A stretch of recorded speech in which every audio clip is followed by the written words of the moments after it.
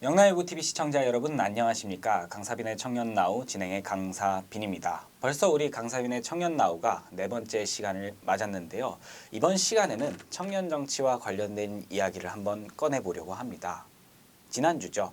박지원 전 비대위원장이 민주당에 출마할 의사를 밝혔고 실제로 17일이 되자 후보 등록을 하러 갔다가 후보 등록을 반려받게 되었습니다. 이준석 국민의힘 대표 같은 경우에는 지난 7월 8일에 있었던 윤리위에서 성상납 의혹과 관련해 6개월 당원권 정지 징계를 받고 현재는 권성동 원내대표 직무대행 체제로 바뀌면서 장외 여론전을 준비하고 장외에서 여러 지역에서 당원들을 만나고 있는 상황입니다. 오늘 이 엇갈린 2030 정치인들의 향방 그리고 향후 행보 함께 분석하면서 다뤄보려고 합니다. 오늘 이 시간에는 지난주에 이어서 또 김윤지 청년나우 기자 나오셨고요. 함께 이야기 나눠보도록 하겠습니다. 반갑습니다. 반갑습니다. 먼저 이제 이준석 대표와 박지원 위원장에 대한 이야기를 해보려고 하는데요. 이야기하기에 앞서서 둘 자체를 동일선상에서 비교하기에는 조금 어렵다는 말씀을 먼저 드리고 하겠습니다. 사실 이준석 대표 같은 경우에는 정당한 선출 절차를 거쳐서 선출되었던 당대표였고 박지원 위원장 같은 경우에는 대선 기간 동안 대선 후보의 부름을 받아서 영입됐던 인재였기 때문에 동일선상에 두고 비교하기는 어렵다는 점을 먼저 말씀드리겠습니다. 그럼 이준석 대표 상황 먼저 보겠습니다. 지금 상황이 어떤가요? 네, 일단 지난 7월 8일 네. 이준석 국민의힘 대표의 성상납 의혹과 관련해서 네. 윤리위가 6개월 당원권 정지라는 결정을 내렸어요. 네. 그래서 이제 현재는 권성동 원내대표가 네. 당대표 직무 대행을 맡고 있는 상황입니다. 뭐 어떻게 당 징계에 대해서는 묵시적으로 수용하고 있다라는 이제 분석이 많이 나오고 있는 상황이죠. 네, 왜냐면 최근에 국민의힘 윤리위가 이 염동열, 김성태 전 국회의원에 대해서 당원권 3개월 정지 처분을 내렸거든요. 예. 그런데 여기 이 결정과 관련해서 질문을 했습니다. 이준석 대표에게. 네. 이 당원권 3개월 정지와 관련을 해서 네. 자신의 그 6개월 정지가 너무 과하다고 생각하지 않느냐는 네. 질문에 이준석 대표가 윤리위의 현명한 판단에 의한 것이라고 생각한다. 네. 라고 말을 했어요. 뭐 사실상 수용했다고 봐도 무리가 없겠네요. 네. 그럼 이준석 대표 같은 경우에는 지금 징계 이후에 어떤 행보를 보이고 있는 상황이죠? 징계 이후에 한 닷새 정도 잠행을 했습니다. 네. 그리고 이제 최근에 다시 모습을 비추고 있는데요. 네. 지방을 돌면서 네. 당원들을 만나고 있고요. 네. 그리고 장외에 여론전 준비를 하고 있다는 분석이 있습니다. 있다. 지금 어떻게 보면 오프라인 쪽으로 이제 당원들을 계속 만나는 활동을 하겠다는 건데요. 지금까지 이준석 대표가 해왔던 행보와는 조금 차이가 있어 보입니다. 지금까지는 온라인 그리고 2030 세대를 중심으로 활동을 펼쳐왔었죠. 특히 뭐 온라인 여론이나 이런 부분에 굉장히 강점을 보여왔던 것도 사실이고 이준석 대표 하면 페이스북이 떠오를 정도로 페이스북 활동을 정말 열심히 했었죠. 근데 징계 이후부터는 페이스북 활동 자체보다는 오히려 오프라인에서 사람들을 만나고 당원들을 만나는 거에 조금 더 무게감을 두는 모습입니다. 그게 왜 그럴까요? 사실 저 같은 경우에는 이 징계 과정에 있어서 이준석 대표가 오프라인 조직의 부재에 관해서 굉장히 체감이 컸을 거라고 생각을 합니다. 징계 과정 중에서 어떤 집회나 특수한 오프라인 움직임이 따로 있었던 것도 아니었고요. 요새 정치에서 2030 여론이 중요해지면서 2030이 자주 활동하고 있는 온라인 여론 역시 중요하게 많이 받아들여지고 있는데요.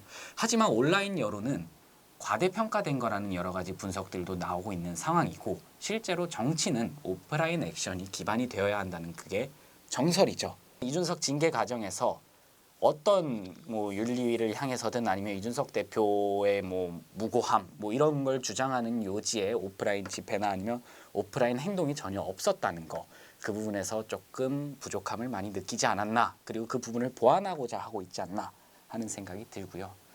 자, 그러면 어떻게 보면 이준석 대표와 계속 비교되고 있는 사람이 하나 있죠. 민주당의 박지원 전 비대위원장 이야기입니다. 현재 박지원 전 비대위원장의 상황은 어떻습니까? 박지원 전 비대위원장 같은 경우에는 지방선거 이후에 이 선거 결과에 책임지면서 사퇴를 했어요. 네. 근데 그 직후에 민주당 전당대회에서 당대표에 출마하겠다는 네. 의사를 밝혔습니다. 네.